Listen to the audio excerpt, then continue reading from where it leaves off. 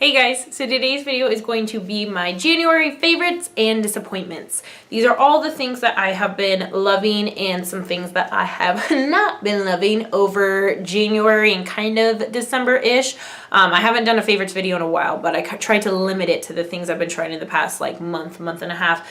So anyways, without further ado, let us jump into what I have been loving recently. The first thing I'm going to talk about is a hair product, and this is from Drybar, and it is their Prep Rally Prime and Prep Detangler. I use this right after the shower, after I've washed my hair. I spray all throughout my hair. I have incredibly thick hair that tangles super easily. Like I could just think about it tangling and then it tangles. So I like to spray this throughout all of my hair and then go in and brush it out just to help ensure that it doesn't tangle up. But I definitely think it's worth it. This is also great to prep and prime your hair before you style it, and it has a heat and a UV protectant in it as well. I tend just to use it after my hair is wet, but it's good for also dry hair as well. So I have a couple of skincare products. The first one is from Estee, and this is the Dissolve the Makeup 2-in-1 Makeup Remover and Cleanser. It totally takes absolutely all of my makeup off, including waterproof makeup and liquid lipsticks. It does leave a film on the face, so I find I can't use this as a cleanser as well. I still go in with a second cleanser just to remove absolutely everything. I'll take this, put it all over my face, use it and kind of rub it around my eyes, and then I go in with my Clarisonic in my cleanser and then use that to break everything up and totally get rid of everything, and my face just feels so fresh afterwards. This is the only makeup remover that hasn't broken me out. Because I have oily skin, I find that most makeup remover cleansers or balms or oils tend to overhydrate my face, so I tend to break out because of it. But even though this leaves a film on my face, it doesn't make me feel overly oily or extra greasy. It just makes everything completely come off. So I love this stuff. A little bit goes such a long way with this. I've been using this for the past month and I've like barely made a dent in it. So definitely recommend it. My final skincare product is from Somerville, and it is the EradiKate Acne Treatment. This and the Mario Badescu product, it's his drying lotion, are very similar. They both are kind of in a vial like this and then have the pink stuff at the bottom. The Mario Badescu uses salicylic acid, I believe, versus this one uses 10% sulfur. I've used the Mario Badescu one in the past and I felt like I never got results from it. If I were to see results, it'd be after weeks and weeks of using it, and at that point my acne would feel so flaky and dry that it wasn't worth it. This, I immediately notice a difference the next day, and within 2 days it's completely gone. I take a little bit on a Q-tip, dip it in, because you don't want to shake this, dip it in the Q-tip, place it over my acne. The next day I noticed such a diminish in the size and how red my acne is. By day 2, it's completely gone. I've recently been having a lot of skincare problems and have been breaking out like crazy. I actually kind of overuse this. I've used this the past 3 nights, but my acne is completely flat now. So if I take my makeup off, you can still see where it is, but when I wear makeup, it doesn't look like anything is over it, and I don't feel the need to conceal it.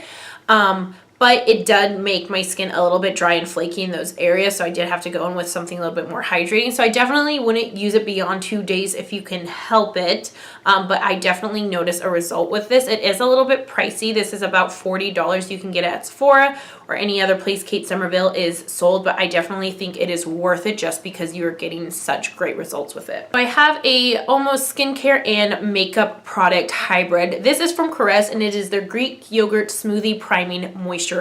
So you could use this as both a moisturizer and a primer. You can use it just as a primer or just as a moisturizer, depending on if you wear makeup or not. For me, I use this as a primer, and I love this stuff. So it has Greek yogurt in it, which is to help hydrate and smooth out the skin. It also helps to add almost a little bit of a radiation to the skin. Not necessarily something overly dewy or glowy, but it just makes the skin look radiant and healthy. I don't use this all over my face because I am so oily. I'll just use it in the outer perimeter of my face. So I'll go in with my mattifying primer first in my T-zone area and then use this everywhere else. And I get so many compliments on just how healthy my skin looks and how smooth smooth everything stays on my skin. If you are drier, you could use this as your primer all over the face and it would work fine. But it has been sold out of my Sephora for a while. So if you can't get your hands on it, definitely try a sample of it. You will love it. I am obsessed. Another product that I like to use as a primer is actually a foundation, and this is the Makeup Forever Water Blend Foundation. I actually was recommended to use this as a primer by one of my good friends, Jessica, who works for Makeup Forever. We were talking about how I had water blend. It's not enough coverage for me because I do prefer more of a medium to full coverage look. But I was wanting something to kind of give more glow to my foundation. I'm kind of over the matte look. So she recommended me taking this and actually using it as a primer. So my primer routine's a little extensive. I go in with my mattifying primer, then the Korres, and then I use this all over my face. First off, it's 70% water, so it adds a very glowy look to the skin, but it's also waterproof. So anything you put on top of it, it's going to seal and make last all day long. So I'll put this all over, and then wherever I need more coverage on, say, a no makeup day, I would go in with concealer. On days where I have work or I want more full coverage, then I'll go in with an actual foundation on top of it, and my skin just looks so healthy afterwards. The nice part about this too is because of the consistency in it, if I get oily throughout the day, it doesn't separate on my face. Because it is water-based and waterproof, it doesn't make my foundation or my product separate. I'll get an oily look that I can just absorb with translucent powder or a blotting sheet, but it doesn't make my makeup separate. So I really love this. I use the shade Y215, which is a little yellow for me, even though I am on the fairer side. I would probably use R250 since I have a little bit more pink to my skin, but I highly recommend this. This is also great just as like a really sheer coverage foundation, but if you're someone like me who wants a little bit more coverage but is looking for something to kind of add a bit more glow in your oily, I would definitely recommend using this.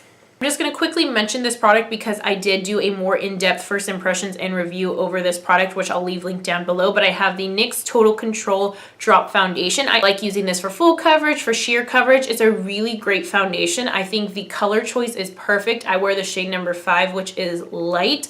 I love the consistency, the finish, everything about it. It's a really nice foundation. I'll leave that video down below so you can see more of my in-depth thoughts about it, but I've been really enjoying that a lot. In that video where I had done the NYX Total Control review, I had used a brush from YSL and I mentioned that the brush wasn't my favorite. Well, recently I got to try the IT Cosmetics. This is their CC Skin Perfecting Brush. It's a little bit dirty because I have used it recently and haven't cleaned it. But it is a completely like super dense brush that you can use to apply skincare, CC creams, foundations, anything, and it just makes it look so smooth on the skin. I'll use this with that foundation and it doesn't absorb it, but it just smooths it on the skin and makes it look so perfect, and I don't feel like I need to go in with a beauty blender or anything afterwards to get rid of any lines. So I finally got my hands on the ever popular, the ever talked about, the so hyped about concealer, and I have to say it is totally 100% worth it. Talking about the Tarte Shape Tape Concealer. I had heard a lot of hype about this product, but because almost in my mind when something gets so hyped up, I'm not prone to be like, oh my gosh, I need to get my hands on it, it's so hyped up about. I'm like, it's overrated. People are just talking about too much. I'm not going to bother to try it. I was in Ulta in around December, a little bit before Christmas, looking for something, and they just happened to have only my shade in it in stock. I have the shade Fair. So I, without even thinking it, swatching, I was like, you know what? I'm picking it up. I'm trying it. Let's see if it's worth the hype. And immediately the next day when I used it, I was like, it is so absolutely worth it. I don't know what it is about this concealer that gives so much coverage but doesn't look overly heavy. Now I will say this because a lot of people are like, it doesn't crease. It does crease. There is not a concealer in the world that doesn't crease. However, if you use a hydrating eye balm, if you're using a good primer, using this and you are setting it properly, it creases the least amount as compared to other concealers. It definitely covers up any sort of darkness I have. I'll use this also in the center of my face to highlight. This is the perfect shade to be a brightening shade for me, which is really hard. Sometimes concealers like aren't light enough to actually brighten my face. I want to get the shade up to use it for actual blemishes. My blemishes recently have actually been in the center of my forehead, so I've just been able to use this to like highlight and give me coverage at the same time, and it totally makes them go away. But on other spots where I don't want to use a super light concealer, I do want to try this on those spots. If you haven't gotten your hands on it, definitely get your hands on it. You can get it at Ulta or on the Tarte website. PSA, it is not sold at Sephora. It has never been sold at Sephora. As far as I know, it will never be sold at Sephora. When Tarte came out with 2 different lines, Rainforest of the Sea and Double Duty, which is this is what it is a part of. Double Duty went to Ulta, Rainforest of the Sea went to Sephora. I get so many questions all the time, people asking, do you have the Tarte Shape Tape? And I'm like, I wish we did, so I could get my discount on it, but we don't, so I gotta go to Ulta to get it. But it is definitely worth it. This is another product that was really hyped about, and I was like, it's $40. That's totally crazy. It's so not worth it. I'm talking about their translucent loose setting powder. I still love the Kat Von D setting powder. Don't get me wrong, that is a great powder. But for keeping me matte, this is the first thing I've tried that actually keeps me matte and keeps my oil at bay all day long. I don't ever notice getting shiny or anything like that. For days where I need like my oil to be kept on bay, I've definitely noticed a difference, and I think the price point of it is still a little, oh my gosh, there is a bug on my windowsill. What is that? Oh my god, what is that? Hold please. Okay, I killed it. When I say that thing was huge, it was huge. I don't know what it was. It was like a spider hybrided with something else. It was green. It was, ugh. Ooh, I hate bugs. Anyways, while I do still think the price point is a little bit ridiculous, if you are more on the oily skin type and you haven't found a setting powder that actually keeps you matte, I would definitely recommend giving this a go and trying it out. Sephora recently launched at the beginning of the month 2 different face palettes. So they came out with a contour palette and then also a highlighting, luminizing palette. So I picked this month and I love this thing. I love the color range. You get 6 different shades and it ranges from light to deep. So I feel like you can accommodate a bunch of different skin tones with this. My favorite colors are these 2. I love mixing them together. They are definitely really shimmery highlights. They have a lot of pigment to them. I will say with these, I feel like it's more color pigment versus actual shine pigment. I don't feel like it is so like metallic glowy that it looks obnoxious on the face. I feel like it still gives you a lit from within glow, but it has more of a tone to it. The only ones that I haven't really played with are these 2, just because they are a little bit deeper, the deep pink and the deeper bronze, but maybe closer to summer I can wear them as like a blush topper or bronzer topper. But it's only about $28. I definitely think it's worth it. You get a really good color selection, and I think this is perfect for traveling as well. All right, so I just have 2 products left, and they're actually both from Maybelline. The first thing is their new Colossal Big Shot Mascara.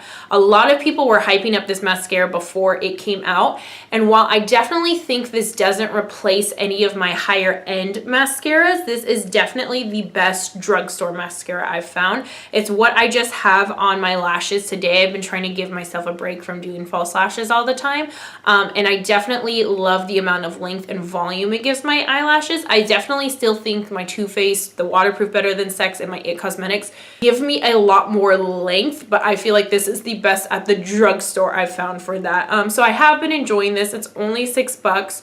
So if you haven't tried it, I would definitely pick it up. They have a regular and a waterproof version as well.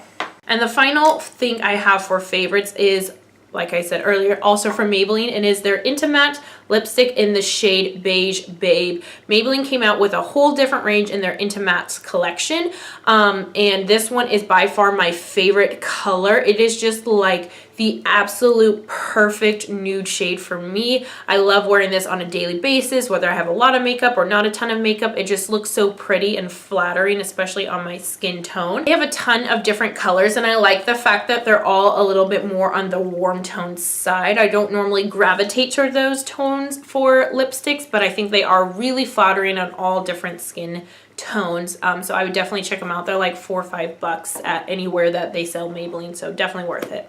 All right, so now that we have gone through my favorites, let's talk about some things that were a little disappointing. First thing I'm going to talk about is a foundation, and this is a really expensive foundation. Expensive for me. It's not obviously the most expensive, but it's over $50 and that's expensive to me. And it is the Lancome Tint Idole Ultra Foundation. I think this also might be what's contributing to my breakout problem.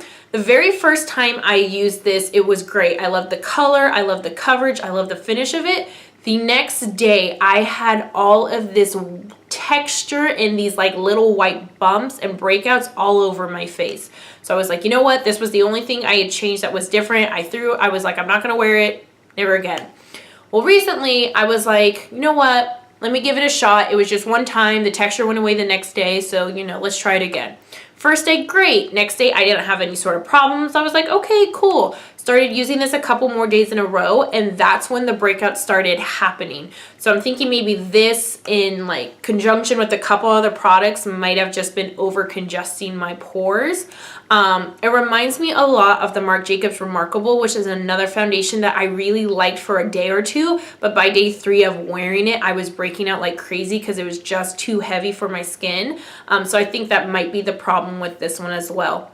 I have a little bit of like everything in every product. I have a skincare product, and this is the Yes to Coconut Hydrate and Restore Cleansing Wipes. This is completely empty. I did use them all because I wanted to get my money's worth, and these were terrible. These are probably one of the worst makeup removing wipes I've ever used. The cloth felt so thick that it felt like it wasn't taking anything off. I could run this over my face and I'd still have makeup sitting on top of it. And to me, there are so many other makeup removing cloths out there that do such a better job. I love the Sephora collection, their coconut removing wipes. Those are like hands down my favorite, the best makeup removing wipes I've ever used.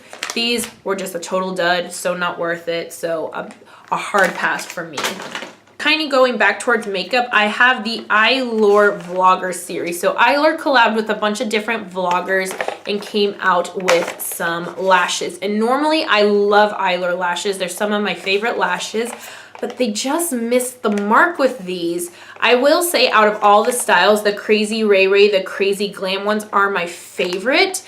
Just because I think they look really pretty on the eyes even when I'm not wearing a ton of eye makeup. However, the band is so thick and stiff that you have to do a lot to manipulate it to make it fit onto the lash. My least favorite were the ones with Nicole Guerrero, the 143s. They're just so plasticky and thick that even with wearing eyeliner, I could never get it to sit right on my lash.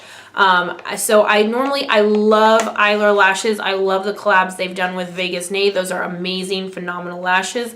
These, I don't know what happened, if they used a different production or something, but it missed the mark for me. So my final disappointing product is a hairspray from the brand EradiKate, and I was so excited when this launched in Sephora because the products were so cool and innovative and different, and they had these really cool stories, and it was so edgy, and the packaging was cool.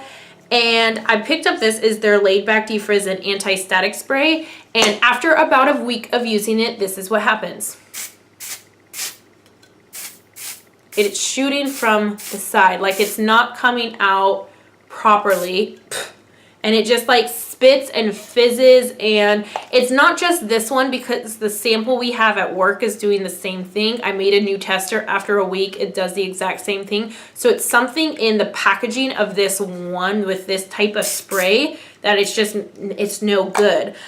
And I'm really upset because this was expensive. This was a $29 hairspray, and after a week of using it, it's a complete dud. Like, it doesn't do anything. I can't even tell you how good the product is because it won't spray out. That was everything. That is it. That concludes my January favorites and disappointments. Let me know in the comments below what you have been loving and what you have not been loving over the past month. I am definitely really excited. We're kind of in more of the thick of things with February now. This video is kind of going up a little bit late, but I thought better late than never. Anyways, thank you guys so much for watching. Please subscribe if you haven't already, and I'll talk to you in my next video. Bye.